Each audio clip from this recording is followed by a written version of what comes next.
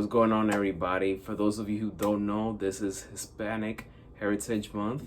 And for this channel, the Journal, for the first time, I'm going to be holding an interview for the music genre.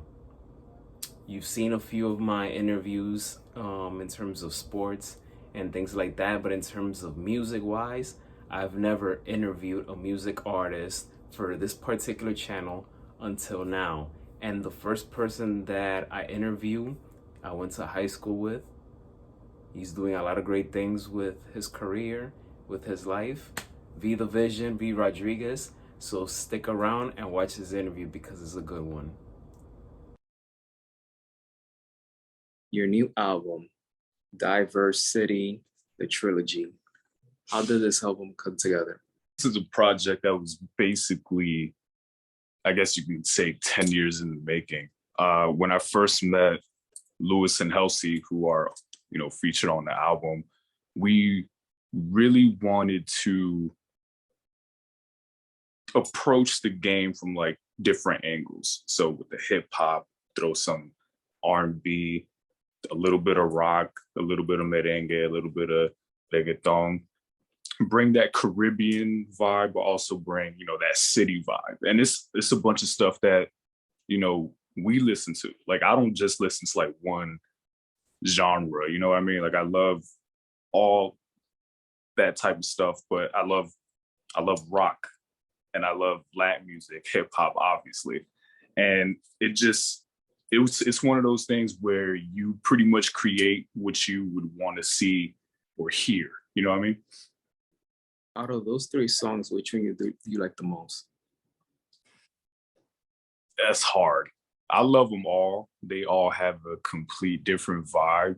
I think if I had to pick the most experimental one, it would be Tonight Siente la Música, because you have, like some house elements, you got the dembow drums, you got a bit of like the rhythmic Caribbean drumming in the background too.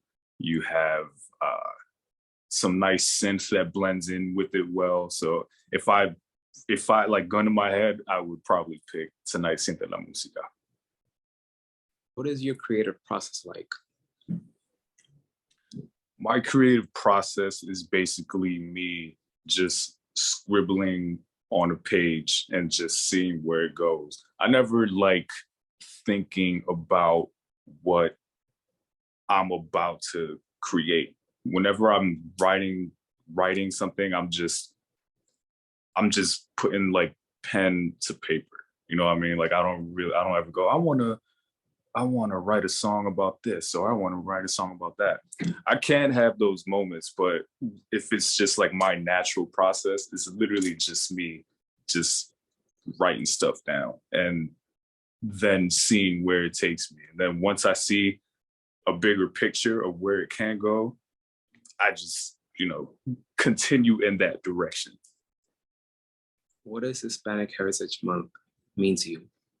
Hispanic Heritage Month is basically a celebration of everything that pretty much makes us great. Pretty much everything that has to do with our culture. And, it's not even something that only we have to celebrate. Like there's so many Hispanic people, Latino people living in the States and in different parts of the country that we wouldn't even suspect. Like we're everywhere, bro. We are all over the place. And I think the more that people who aren't Hispanic or Latino embrace it, the better, bro. Cause like we're all here together. I wouldn't want to just celebrate something just because a month tells me that I have to.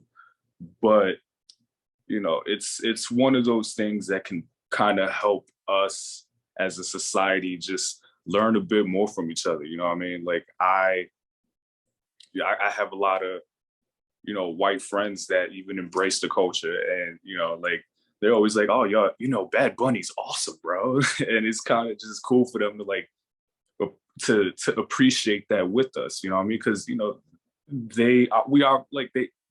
we obviously grew up differently than they did, and we have different traditions than they do, vice versa.